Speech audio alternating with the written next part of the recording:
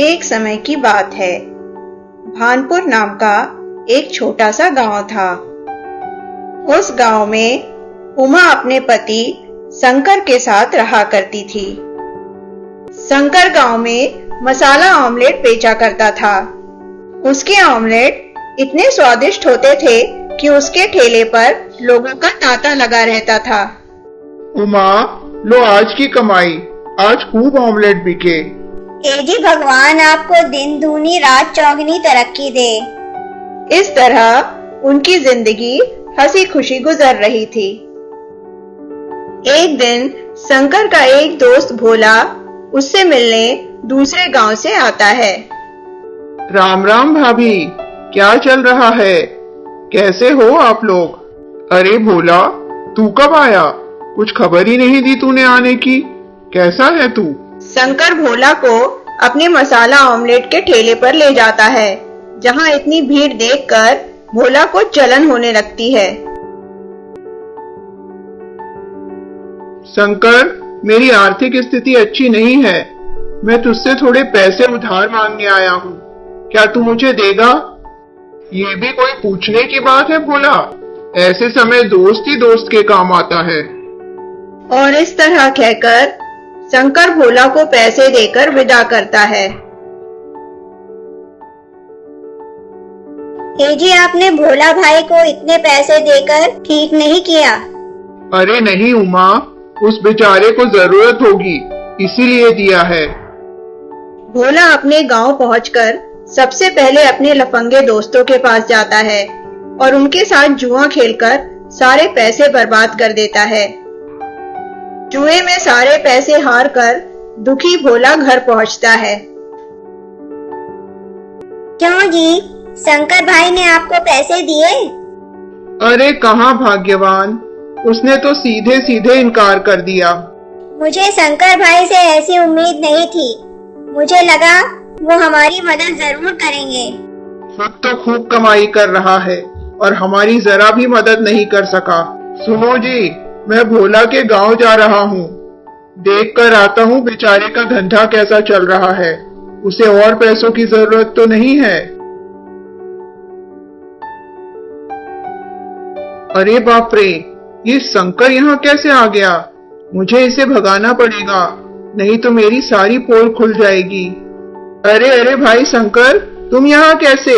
मीना घर पे नहीं है, चलो कहीं और जाकर बात करते हैं। भोला शंकर को अपने लफंगे दोस्तों के घर ले जाता है। भाइयों, जरा मेरे दोस्त का ख्याल रखना, मैं उसके लिए कुछ खाने को लेकर आता हूँ। भोला शंकर को वहां बैठाकर चला जाता है। छुट्टन, मुझे लगता है कि इसके झोले में बहुत माल है। तो फिर देख क्या रहा है, चल लूट लेते हैं। वे दोनों शंकर पर हमला करते हैं। शंकर डर के मारे भागता है। भागते भागते वह नदी के किनारे पहुंचता है और डर के मारे उसमें गिर जाता है और डूब जाता है। क्यों भाइयों, शंकर कहाँ है? वो तो पानी में डूब गया भोला। अरे दुष्टों, उसे इतना क्यों डराया कि वह पानी में गिर गया? सिर्फ झोला छीन कर उसे जाने देते। खैर कोई बात नहीं, माल निकालो, आधा आधा बांट लेते हैं। इधर जब शंकर 2 दिन तक घर नहीं आता है तो उमा परेशान हो जाती है। वह शंकर को ढूंढने भोला के गांव में जाती है।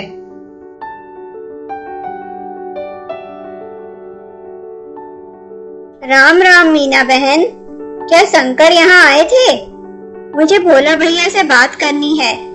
भला वह क्यों यहाँ आएगा? गरीब ही अमीर के पास भीख मांगने के लिए जाते हैं। ये क्या कह रही हो मीना बहन? वह तो मुझसे यही का कहकर निकले थे। इतने में भोला वहां आ जाता है और उमा को देखकर चौंक जाता है। क्या हुआ उमा बहन, इतनी परेशान क्यों लग रही हो? उमा सारी बातें भोला को बताती है। उमा बहन, शंकर तो यहाँ नहीं आया, आप अपने गांव जाओ। जैसे ही कुछ पता चलेगा मैं आपको जरूर बताऊंगा। बेचारी उमा थक हार के घर वापस आ जाती है।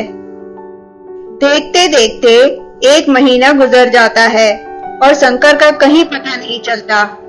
शंकर का पूरा धंधा ही चौपट हो जाता है। जी कहिए, क्या काम है आपको? ये शंकर का बच्चा 1 महीने से गायब है। उसने मुझसे उधार लिया था, वो कब चुकाएगा? जी इस बारे में तो उन्होंने मुझसे कभी कुछ भी नहीं कहा। अरे शर्म के मारे नहीं कहा होगा और क्या। देखिए, मेरे पास कुछ भी नहीं है, न गहने न पैसे, और इनका धंधा भी पूरा चौपट हो गया है। बस इनकी माँ की एक सोने की गिन्नी पड़ी है, वही ले जाइए। अभी के लिए ये ठीक है, पर इससे मेरा उधार चुकता नहीं होगा। मैं पूरे पैसे लेने फिर आऊंगा। उमा को कुछ समझ में नहीं आता कि वह क्या करे और उधार कैसे चुकाए। आओ धूर्तराम, क्या मिला उस चिड़िया के पास? ये लो, एक सोने की गिन्नी मिली है। अब लगता नहीं कि उसके पास और कुछ है। तुम तो उसके पीछे पड़े रहना, कुछ न कुछ और जरूर मिलेगा। बेचारा शंकर बुरा फंसा, उसने तो कोई उधार भी नहीं लिया था। क्यों ना मैं मसाला ऑमलेट बनाना शुरू करूं, जिससे उधारी भी चुक जाएगी और घर भी ठीक से चलेगा। उमा मसाला ऑमलेट का ठेला फिर से शुरू करती है, लेकिन किसी को भी उसके बनाए हुए मसाला ऑमलेट पसंद नहीं आते। रात को उमा के सपने में शंकर आता है। क्या ये वास्तव में सच है? रात में ये मेरे सपने में आए थे और इन्होंने मुझ में जादू भर दिया और ये कहा कि अपनी भैंस के दूध का पनीर बना और फिर उसे ऑमलेट में डालकर लोगों को खिला। तेरे हाथों के जादुई पनीर ऑमलेट खाकर लोग वाह वाह करेंगे। उमा वैसा ही करती है।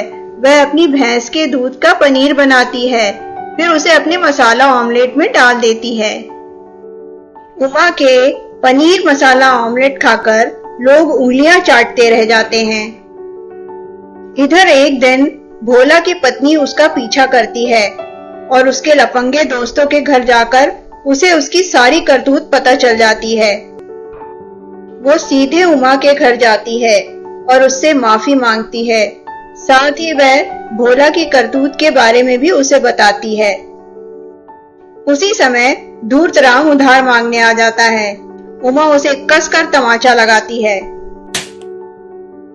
इधर मीना भी घर आके अपने पति भोला की खूब खबर लेती है।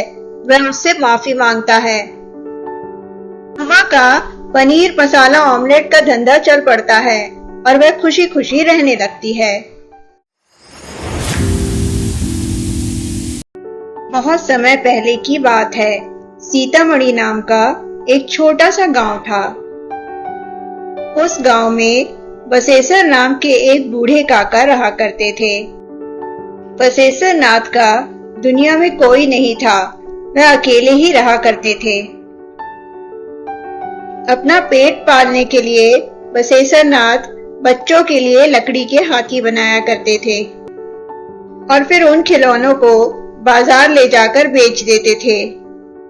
एक दिन जब बसेसर नाथ वापस आ रहे थे तो उन्हें रास्ते में एक रोती हुई बच्ची मिली। क्या हुआ बेटी, तुम क्यों रो रही हो? चलो मैं तुम्हें तुम्हारी माँ के पास पहुँचा दूँ। दादू, मेरी कोई माँ नहीं है, मैं अनाथ हूँ। बसेसर नाथ बच्ची को अपने साथ घर ले आते हैं। बच्ची के घर आने से बसेसर नाथ की पूरी दुनिया ही बदल जाती है। चल तारा, तुझे आइसक्रीम खिला कर लाता हूँ। हाँ हाँ जल्दी चलो दादू, कहीं आइसक्रीम पिघल न जाए।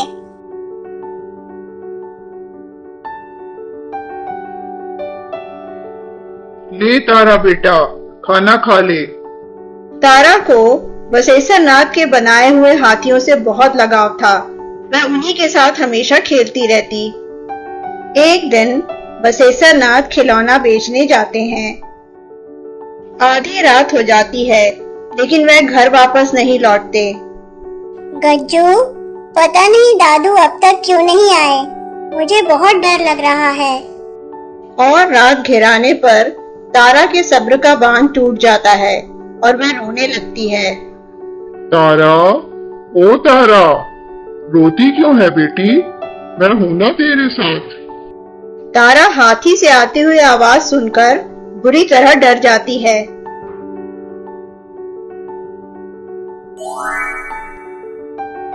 अचानक ही हाथी चलने लगता है। तारा डरते डरते उसके पीछे जाती है। हाथी उसे बसेसर नाथ तक पहुंचाता है।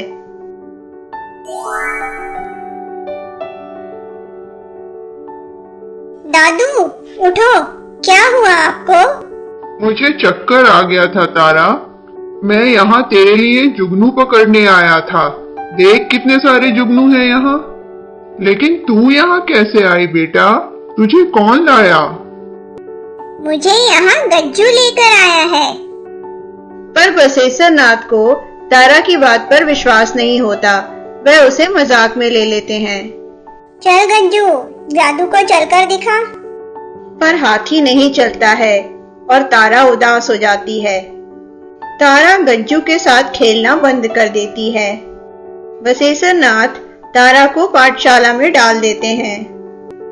अब तारा को स्कूल की पढ़ाई में मजा आने लगा। एक दिन तारा स्कूल से वापस नहीं आती। बसेसर नाथ बहुत परेशान हो जाते हैं। बसेसर नाथ तारा को गांव भर में ढूंढते हैं, पर उसका कहीं पता नहीं चलता। तभी गज्जू अचानक सजीव होकर चलने लगता है। बसेसर नाथ गज्जू का पीछा करते हैं। जंगल के बीचों बीच बनी एक झोपड़ी के पास आकर गज्जू रुक जाता है। तभी बसेसर नाथ को तारा के रोने की आवाज आती है। उन्हें तारा झोपड़ी के अंदर मिल जाती है और वे उसे छुड़ाकर घर ले आते हैं। तू सच कहती थी तारा। तेरे गज्जू ने ही आज तेरी जान बचाई है। अगर वो न होता तो मैं तुझ तक कभी ना पहुंच पाता। आपने देखा दादू, गज्जू चल सकता है, वो बोल भी सकता है। गज्जू जरा बोलकर तो दिखा। और बसेसर नाथ हंसने लगते हैं। वे समझ जाते हैं कि एक बच्चे के प्यार में एक बेजान हाथी में भी जान आ जाती है। नमस्ते दोस्तों, मेरा नाम है सोनिया। कहानियाँ हमारे जीवन का आईना होती हैं, जिससे हम बहुत कुछ अच्छा सीख सकते हैं। अगर आपको मेरे चैनल माय टेल टून की कोई भी कहानियाँ अच्छी लगती हैं, तो प्लीज प्लीज प्लीज मेरे चैनल को जरूर सब्सक्राइब करें। और भी बहुत अच्छी कहानियाँ मिलेंगी आगे। धन्यवाद।